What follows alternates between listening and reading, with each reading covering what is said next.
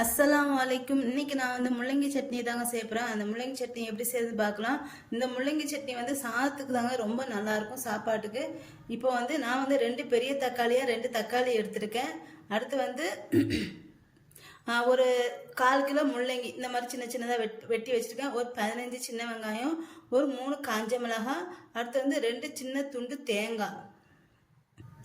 இந்த சட்னி வந்து சாதத்துக்கு ரசம் வச்சு தொட்டுக்க சாப்பிட நல்லா இருக்கும். இல்லைன்னா சாதத்தில் போட்டும் சாப்பிடலாம். ரொம்ப டேஸ்ட்டாக ரொம்ப நல்லா இருக்கும். இப்போ இதை வந்து எப்படி செய்யறதுன்னு பார்க்கலாம். தேங்காய் வந்து நான் 2 துண்டு எடுத்துருக்கேன். இங்கே பாருங்க. இப்போ நான் ஒரு பாத்திரம் வச்சுருக்கேன். இதில் வந்து 2 ஸ்பூன் எண்ணெய் ஊற்றிக்கிறேன். எண்ணெய் ஊற்றிட்டு அடுத்து இதில் வந்து இந்த காஞ்ச மிளகா இருக்குல்ல, அதை வந்து வறுத்து எடுத்துக்கணும்.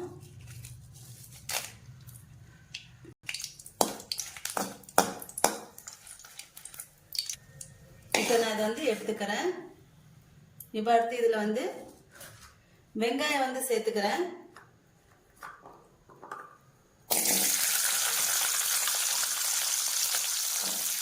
வெங்காயம் சேர்த்து வதக்கி காமிப்போம். நான் வந்து சின்ன வெங்காயம் சேர்த்துக்கிறேன். ஆனால் பெரிய வெங்காயம் சேர்த்துக்கலாம். உங்கள்கிட்ட சின்ன வெங்காயம் இல்லைன்னா பெரிய வெங்காயம் சேர்த்துக்காங்க. வெங்காயம் வந்து ரொம்ப வதங்கிடக்கூடாது. ஒரு கண்ணாடி பதத்தில் வதங்கிக்கணும். இப்போ இதில் வந்து நான் முள்ளங்கி வந்து சேர்த்துக்கிறேன்.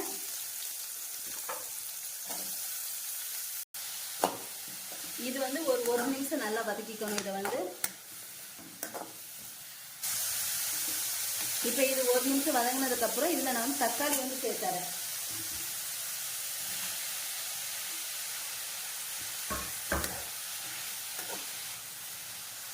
அடுத்து இதில் வந்து நான் வந்து தேவையான அளவுக்கு சேர்த்துக்கிறேன்.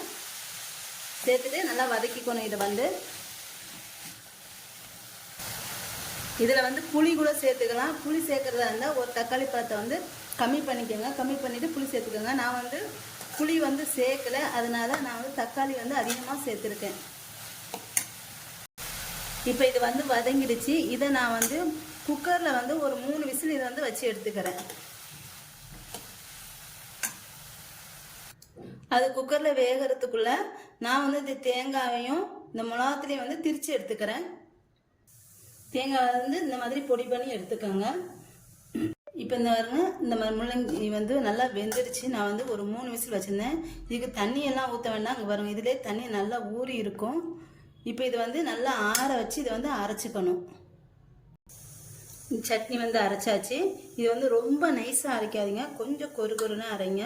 இப்போ இதில் வந்து நான் வந்து திரிச்சு வச்சுருக்க தேங்காய் வந்து சேர்த்துக்கிறேன். இப்போ இந்த தேங்காய் பச்சை வாசனை போக வரைக்கும் இதை வந்து கொதிக்க வச்சுக்கணும். தண்ணியெல்லாம் சேர்க்க வேணாம், அப்படியே கொதிக்க வச்சு எடுத்துக்கலாம். இதை குழம்பு வந்து நல்லா கொதிச்சிருச்சு. இதில் வந்து கடைசியாக மல்லித்தலை தூவி நான் வந்து இறக்கிடுறேன். இறக்கிட்டு இப்போ வந்து குழம்பை வந்து தாளிச்சிடலாம். ஒரு பாத்திரம் வச்சுருக்கேன். இதில் வந்து கொஞ்சமாக எண்ணெய் ஊற்றிக்கிறேன்னா,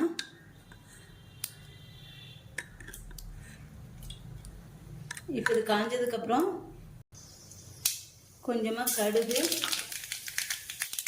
அடுத்து கொஞ்சம் கருவேப்பிலை,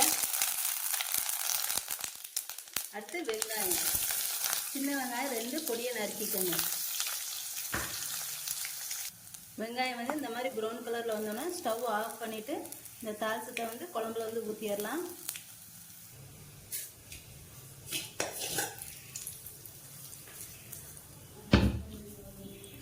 சூப்பரான முள்ளங்கி சட்னி வந்து ரெடி ஆயிடுச்சு. என்னோட இந்த வீடியோ உங்களுக்கு பிடிச்சிருந்தா லைக் அண்ட் கமெண்ட் ஷேர் பண்ணிக்கோங்க. என்னோட சேனலை மறக்காமல் சப்ஸ்கிரைப்